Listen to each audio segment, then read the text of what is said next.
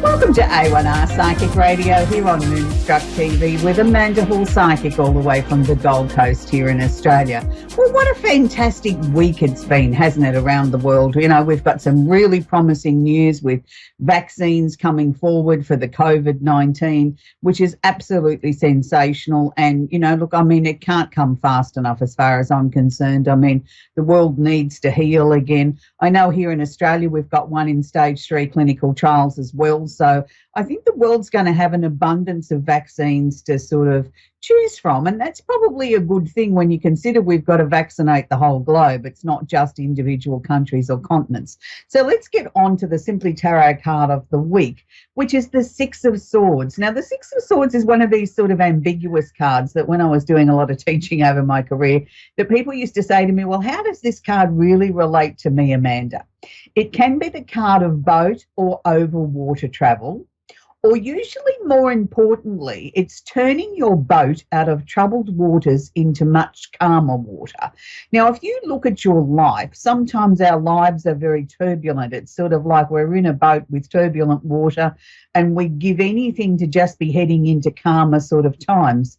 So that's what I sort of tend to look at this card. When I see this card come out in a reading, I tend to think for the person that I'm reading for that their lives are about to come out of turbulent times and go into a much calmer, easier period in their lives where they're more in control. For many of us at this time of the year with Thanksgiving upon us, many people are going over water or travelling to go home to be with loved ones. So it can be either or at this point, or it can be a combination of all of the above. So it depends, I suppose, at what stage you are in your life and what's actually happening in your life at the moment. But if we took this on a global scale, wouldn't it be nice to think that the world is coming into much calmer times now as we come out of these COVID times? Now, it is Thanksgiving week around, well, I'm going to say around the world, even though it's traditionally a holiday in America, we don't technically celebrate it here in Australia. But I think this year, I think we can make an exception. I think the world at large should stop and pause and be thankful. Be thankful that we're all still breathing. Be thankful for the year that we've had, even though it's been a very turbulent time. And for many people, they've lost loved ones or had loved ones in hospital and not well. And, you know, a lot of worry and a lot of concern over whether they've got COVID, whether they haven't got COVID, have they got a cold, have they got a flu, have they just got a virus. So it's been a very difficult year in lots of ways, but in lots of positives have come out of COVID too, in my opinion. We are all starting to look at the planet in a different way. We want the planet to heal.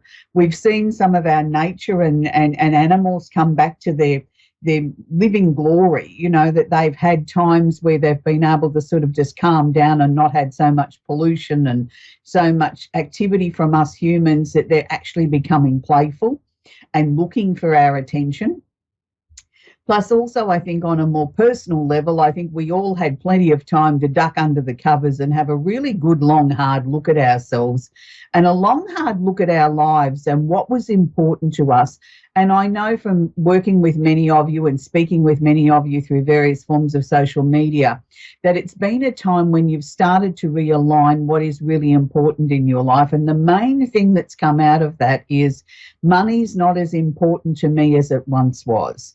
That my family, my health, being able to connect with the people that I love and care about is the most important thing in the world to me. And I know many, many people have made some life-changing decisions about work-life balance. Many people have decided to move house and, you know, get a home that now sort of suits their better work-life balance as a lot more people start working from home on a more permanent sort of basis. And that's taking cars off the road, which has got to be good for pollution.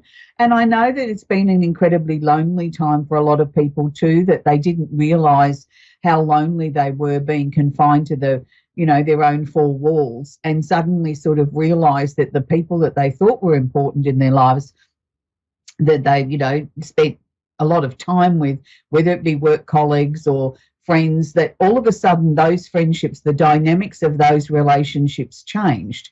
And we started to see who we truly could rely on and who truly was our friend and who we truly wanted to spend time with over the Zoom or the Skype or whatever it might have been during lockdowns and different restrictions we've had. Look, I know there's many parts in the world that are going into their second, third, fourth wave of this virus, and it's not getting any easier. And look, my heart goes out to you. It really does. Here in Australia, we're very fortunate or lucky or whatever word you want to put on it, or maybe it's because of our isolation. We're in a really good place with COVID. Most of our restrictions are now gone. But having said that, it can spring up again at a moment's notice. I was watching the news last night and sort of, South Korea, that had done such an amazing job, has now going back into a very serious wave over there of, their cases are increasing. And yet they were one of the areas of the world that we all look to for inspiration because they were doing such an amazing job keeping this virus under control. And I think that's what it's teaching us, is that you can't become complacent. No matter whether you think you've got this under control, you've beaten it, or you've got a handle on it, it can just reignite again in a much stronger, faster fashion than what we thought. So I think this Thanksgiving holiday week, I think, is about remembering to be vigilant, is to really sort of put ourselves first and the people that we love into the spotlight and sort of say, okay, I'm going to do this for them. And if that means that I can't get together with people and we have to do it over some virtual sort of Thanksgiving table, well, that's the way it's got to be this year to keep everybody safe. So having said that, let's go to the candle of the week. And this week I've chosen a candle called Destiny. And the reason why I chose Destiny was the fact that not just because it matches the pumpkins on set, but also the fact that I think we are all in control of our own destiny. And a lot of people sort of look at destiny as another word for karma or fate. And yes, it can be that. But I think we have the ability to set in motion our own destiny. What is it that we want to bring into our lives? And I think for most of it, it's about peace, harmony, balance and good health for everybody that we care about, and finding our new normal coming out of COVID. And I think that's what we can all do this week, as we light a candle for various reasons, whether it's to put on our Thanksgiving table, or whether we're just lighting a candle for the sake of lighting a candle, or we're lighting a candle because we miss somebody. And that's the important thing. I think we've got to remember that there's going to be a lot of empty spaces at the Thanksgiving table this year. And I think we do need to light a candle for them and sort of remember the people that we've lost, whether it's been through COVID or whether it's been through other means. It's a very sad time, and it's also supposed to be a time of celebration. And I know the dearly departed would want us to celebrate and be thankful for what we have. And I think that that's a really important message this year, that we need to sort of honour that. Now, it's really, interesting for me as an astrologer. I mean, I've been working with astrology for over 40 years, to see sort of how the planets dance around the universe and how they form their patterns and their messages and all that sort of stuff. And it never ceases to amaze me that once the energy sort of shifts, as it's done this week, where the sun has come out of Scorpio and gone into Sagittarius. And for me personally, that's my favourite time of the year, being a fellow Sag. But I always notice in that Scorpio time of the year, I feel flat, I feel tired. It's almost like I want to just run away and hide and just sort of regroup my energy ready before we sort of head to the festive season. And I used to always think it was because it was such a busy time of the year as we head towards the festivities with children and plays and activities and things like that. Well, my children are long grown and I have grandchildren. But I've realised now that it's more to do with the Scorpio time of the year, where it's asking each and every one of us to slow down a little bit, duck under the covers, look at what's important to us, realign our emotional selves, and maybe be a little bit kinder to ourselves, give ourselves a little bit of downtime if we possibly can, even if it's only half an hour or an hour here, there and everywhere. But look after ourselves as we head towards the end of the year, when we have so many things to complete before we move into the the positivity and the hope of a new year coming. So with the sun moving into Sagittarius a couple of days ago, all of a sudden it was like I was energized and ready to go, which is great.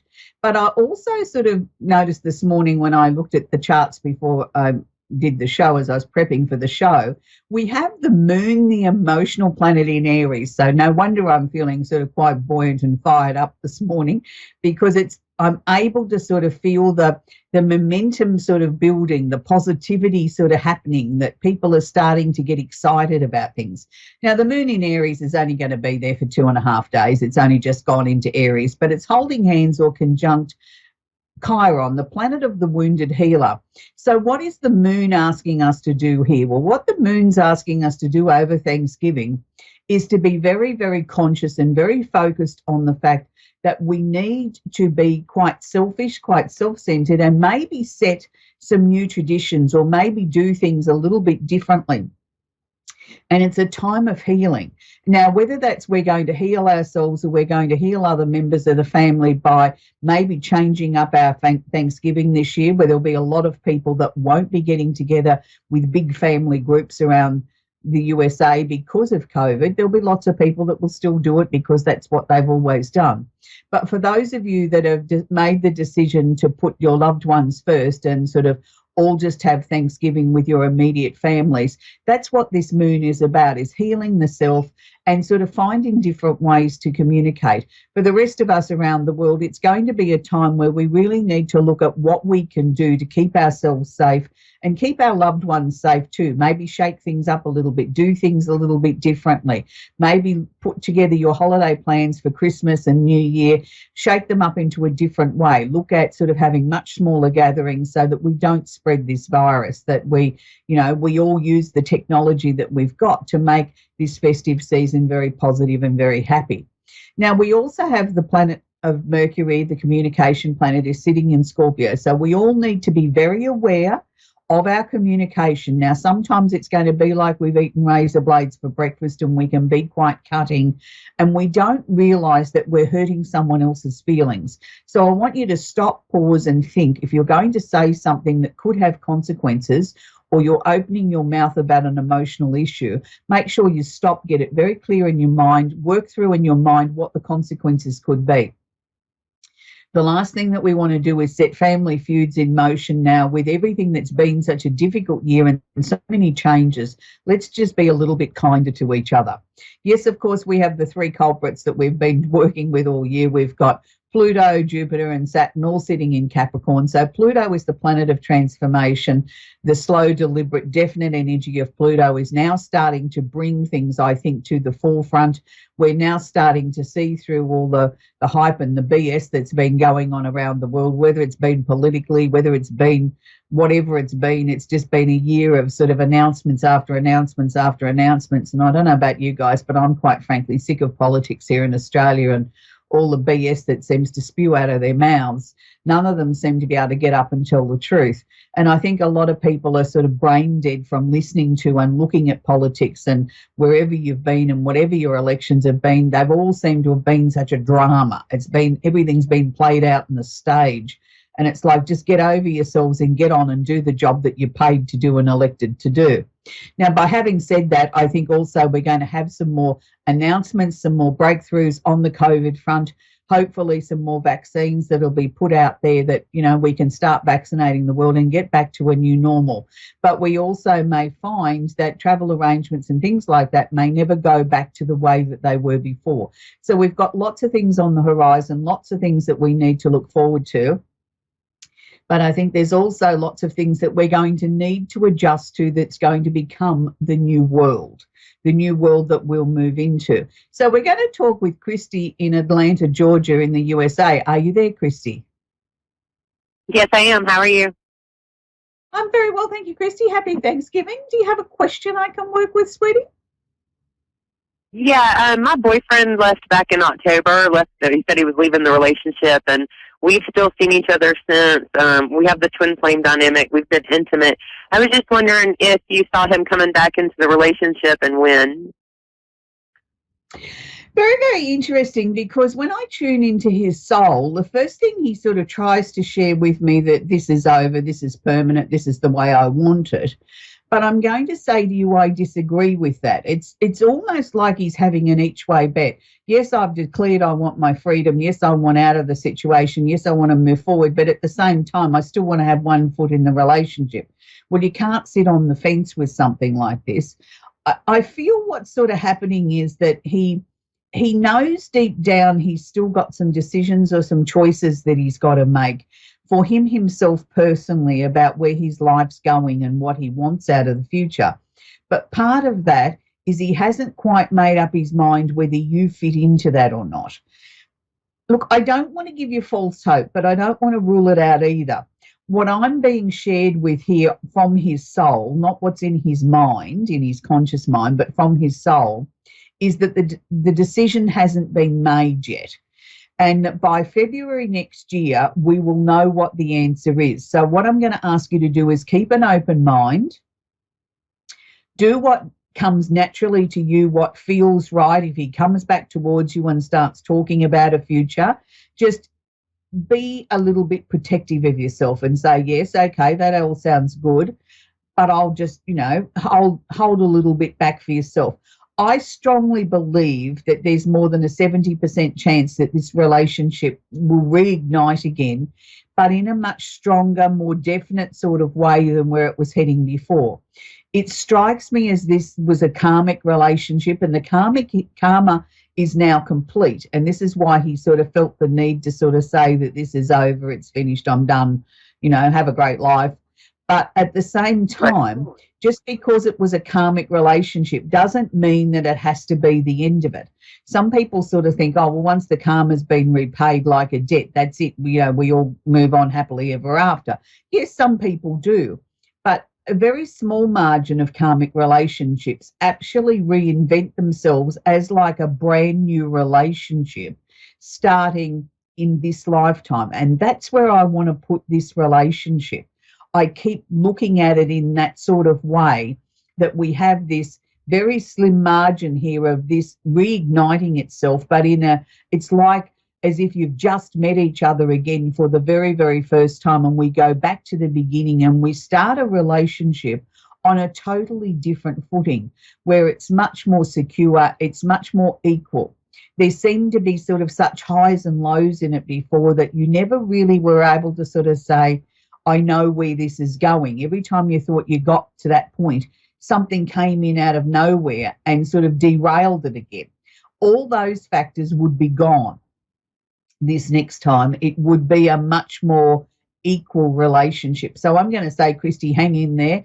Don't take too much notice of what he says. If he says it's over today, say, yeah, okay, fine. And tomorrow when he says, let's get together for a coffee, say, yeah, that'll be great too. Just go with the flow for the moment.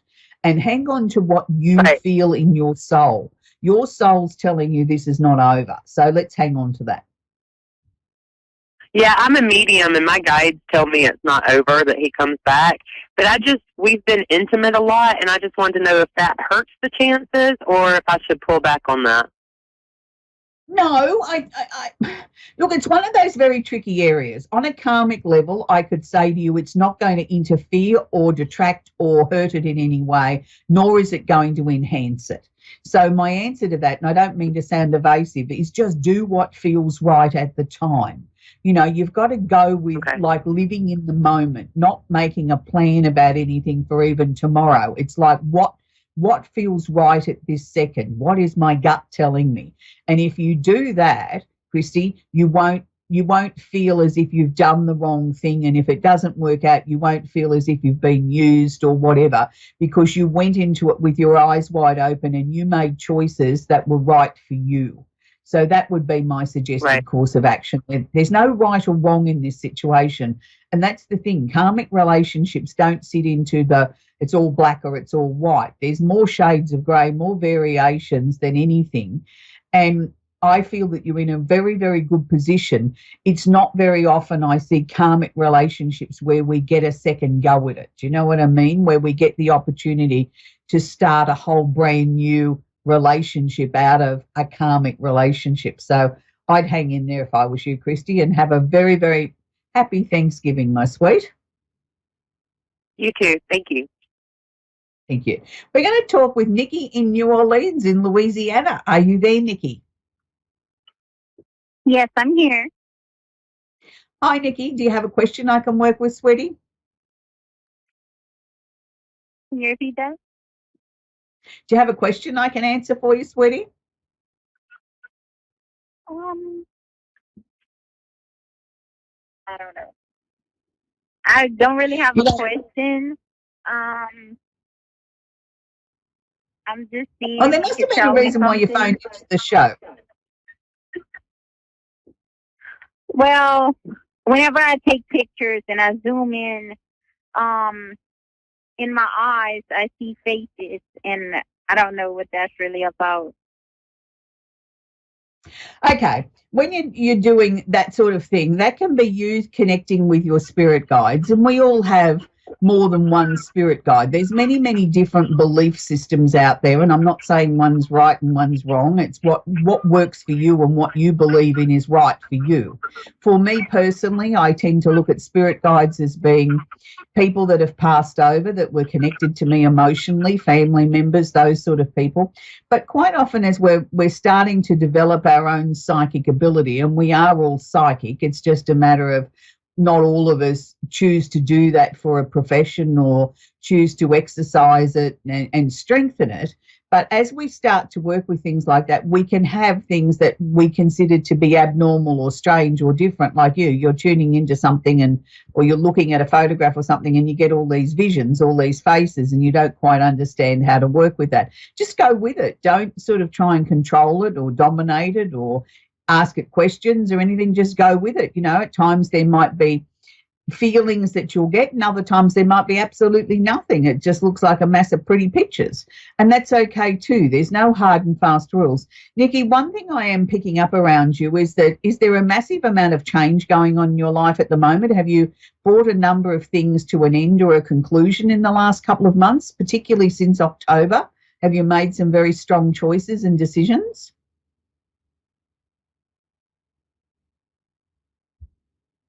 No? Well, I'll keep talking anyway. It looks like we might have lost Nikki. But, what I'm picking up around Nikki is that we've got lots of changes coming up around her, particularly since October. I feel that there's been a number of choices or decisions that Nikki's had to make. These haven't been particularly easy on an emotional front. There are things there that she's sort of agonised over, that she's really had to sort of look at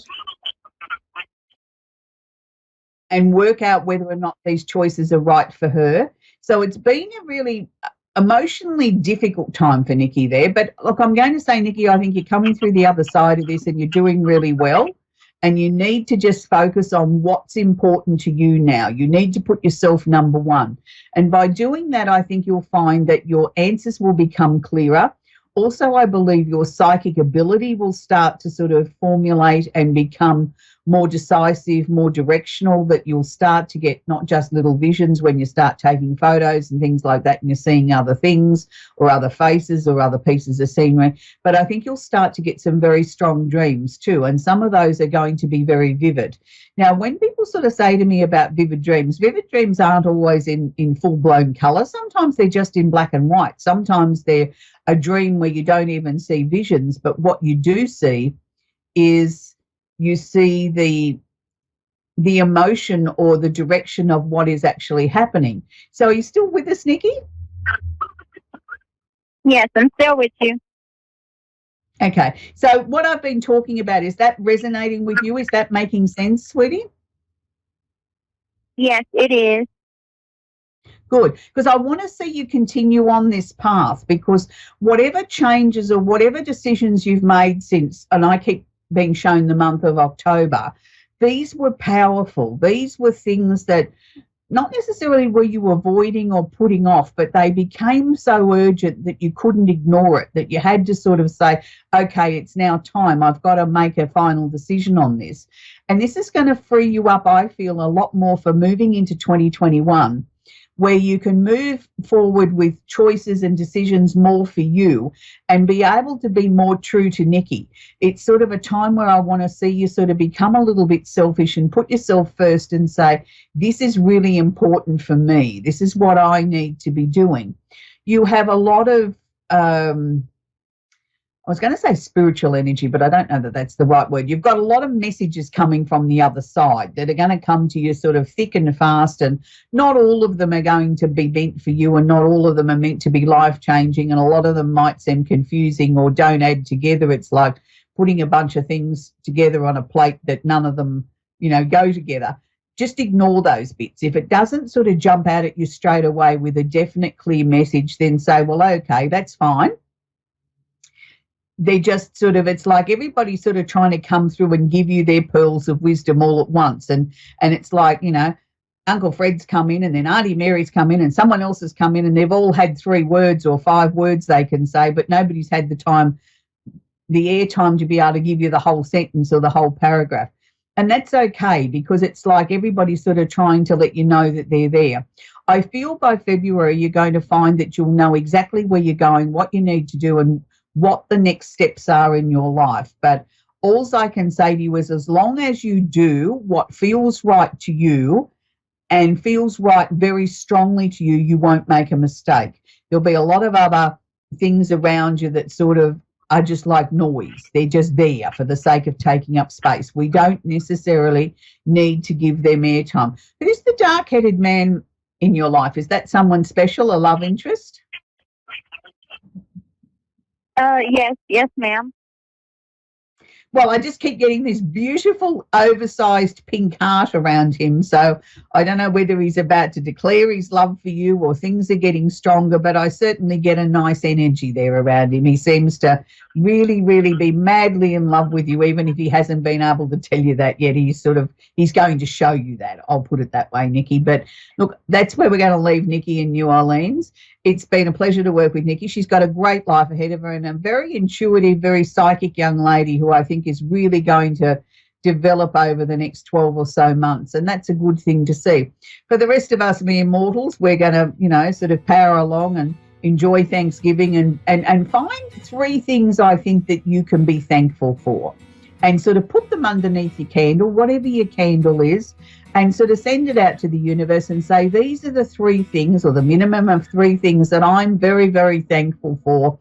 And I look forward to going into 2021 with a lot more vim, a lot more vigor, a lot more hope for the future, and knowing that whatever the universe has got up its sleeve for me, whatever my destiny is, I'm going to embrace it openly and wholeheartedly with love and excitement and anticipation, because I think it's a time of the year where we all need to get a little bit more excited, a little bit more positive, and let's get into the festive cheer of what the Sagittarian time of the year is. It's about love and peace and happiness and excitement, and looking forward to a whole brand new year where we can all join hands together and sing Kumbaya. Until next week, happy Thanksgiving. Bye for now.